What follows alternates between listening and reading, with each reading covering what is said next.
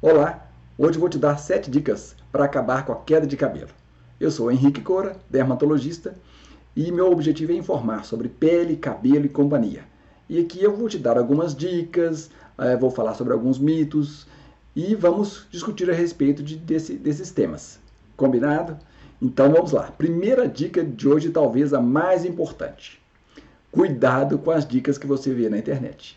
Isso mesmo, cuidado com as dicas que você vai ver na internet, inclusive com essa que eu estou te dando, tá? Por que eu estou dizendo isso? Eu estou dizendo isso porque semana passada eu recebi uma paciente no consultório que chegou e ela, primeira coisa que eu vi que ela estava com o rosto paralisado. Ué, Henrique, mas o que ela foi fazer no seu... Você é dermatologista, o que ela foi fazer com o rosto paralisado no seu consultório? Ela foi por outro motivo, mas ela me contou o caso. Ela me contou o caso que tinha visto na internet uma dica para diminuir a queda de cabelo, que era enxaguar o cabelo após o banho com água fria. E ela fez isso, tomou seu banho e enxagou o cabelo com água fria. Nessa de enxaguar o cabelo com água fria, ela teve uma paralisia facial, por causa da diferença de temperatura. Isso pode acontecer, e não é muito infrequente não. Então, cuidado com as dicas que você ouve na internet. Tenha bom senso, pesquise, tá legal? Então a primeira dica é essa aí. Por quê? Agora a coitada está tratando com o neurologista. O cabelo está caindo porque ela está preocupada com a paralisia facial. Pensou? Então vamos lá. Segunda dica. Segunda dica é relacionada com a alimentação. Coma proteína. Duas boas fontes de proteína são o ovo e a carne vermelha. Ah, Henrique, e verdura? As verduras, as folhas verdes, elas têm bastante proteína também. Só que a absorção delas não é igual à da proteína animal. A proteína vegetal existe, mas não é tão bem absorvida e não é tão bem distribuída. É a tal da biodisponibilidade. Por isso a necessidade para a queda de cabelo de você comer uma proteína animal. Nessa parte, os veganos, os vegetarianos, eles vão ter uma certa desvantagem com relação a isso, por causa da importância da proteína na formação do próprio folículo. O fio ele é feito 90% de proteína. Então, lembrando, dica, proteína animal. Carne e ovos é bem interessante para essa questão de absorção e de alimentação saudável para proteína animal, que é 90% da haste do pelo. Tá legal? Então vamos lá. Terceira dica, também relacionada com a alimentação. Não adianta a gente se alimentar bem, comer proteína, comer vitamina, comer mineral, né? Alimentar de produtos que contêm essa substância, se você não consegue absorver esses ativos. Eu já falei isso e continuo falando que a gente não é o que a gente come.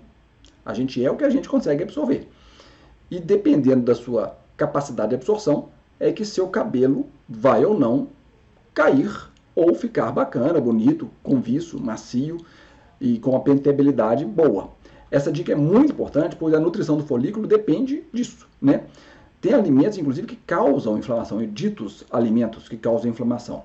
Existem muitas pesquisas a respeito disso, e a indústria alimentícia muitas vezes atrapalha nisso, porque é muito poderosa, mas o que eu vejo nisso, e eu pesquisei porque eu tenho uma alteração intestinal, que é a diverticulite, que é uma doença crônica e aguda ao mesmo tempo, né? Ela tem suas partes agudas e é uma doença que eu não vou ficar livre dessa diverticulite, e tem alguns gatilhos.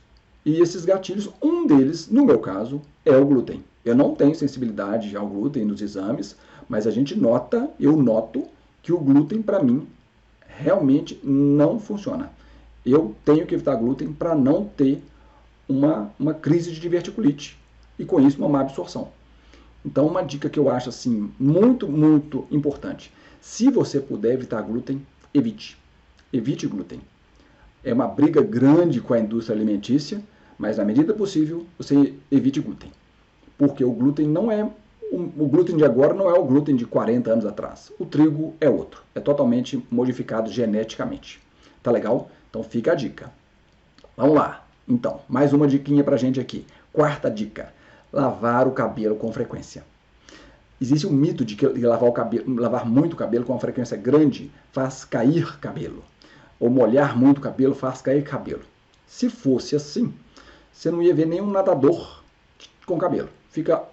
Esses nadadores, eles nadam, eles treinam durante anos e anos e anos, 8 horas por dia dentro d'água. Aquela água com cloro, com tudo mais, com touca na cabeça, né? Então, assim, o lavar o cabelo é, na verdade, muito importante. É o contrário. Então, é importante lavar o cabelo com frequência. Cabelos muito longos, muito cheios, muito, né, são mais difíceis de lavar diariamente, mas pelo menos dia sim e dia não. E qual a temperatura dessa água? A gente viu a primeira dica lá, que a minha paciente teve uma paralisia facial por causa da água fria. Isso é mito, a água fria é um mito, né? Isso não há porquê lavar com água fria. O ideal é lavar o cabelo com água na temperatura corporal, que é em torno de 37 graus, que na verdade é uma água morna, né? Não é uma água morna para baixo, mas fria, gelada, não. E lavar dia sim, dia não, pelo menos. O ideal seria todo dia. Tá legal? Então fica a dica. Quinta dica: evitar os penteados, aqueles penteados que tracionam muito o cabelo. Sabe aqueles penteados que tracionam muito o cabelo por muito tempo? Ou trança muito apertada, ou um mega hair muito pesado. O que eu quero dizer aqui são aqueles penteados, aquele tipo de penteado que puxa o cabelo o tempo todo, durante muito tempo. Isso pode causar uma queda de cabelo que a gente chama de alopecia tracional.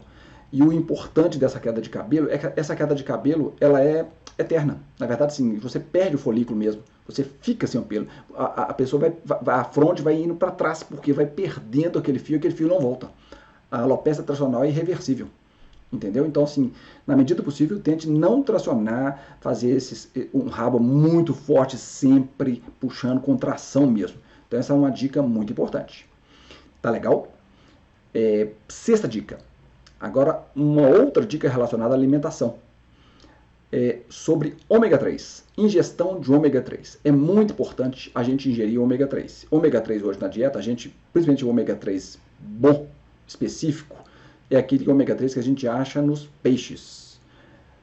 Salmão, sardinha. O problema hoje é que os peixes também, o salmão já não é o salmão de antigamente. Ele é alimentado com ração. Sardinha melhora um pouco, nem tanto. Então o ômega 3 desses animais não há tanta concentração assim, mas tem ômega 3 nele. Mas por que o ômega 3 é importante? O ômega 3 é importante porque você já deve ter ouvido falar nas ceramidas, né? Ceramidas, shampoo com ceramidas e tal. O que são ceramidas? Ceramidas é um lipídio, como se fosse um cimento, que faz com que a cutícula do pelo seja encaixada uma em cima da outra. É um cimentinho, parece a telha em cima do telhado. Esse cimentinho ele prega, né? Ele une as cutículas do pelo, faz com que as cutículas do pelo fiquem mais certinhas. As ceramidas têm essa função.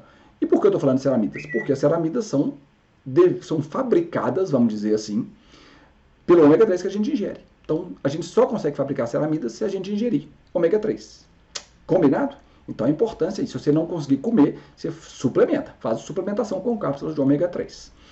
Sétima e última dica. A queda de cabelo é um sintoma e não é uma doença. Tá?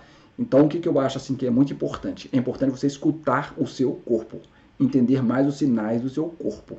Se o seu cabelo está caindo, tem alguma coisa fazendo com que ele caia. Por quê? O cabelo, ele não é metabolicamente, eu acho que eu falei isso algumas vezes, mas é bom a gente lembrar. O cabelo não é metabolicamente vital. O cabelo, a rigor vital, em termos de vida, de manutenção da vida, ele não serve para nada. Desse modo, metabolicamente falando, ele não é priorizado. O que eu quero dizer? Vamos supor que você tenha uma alteração intestinal ou hepática no fígado. E você está precisando, o seu fígado está precisando de selênio e zinco.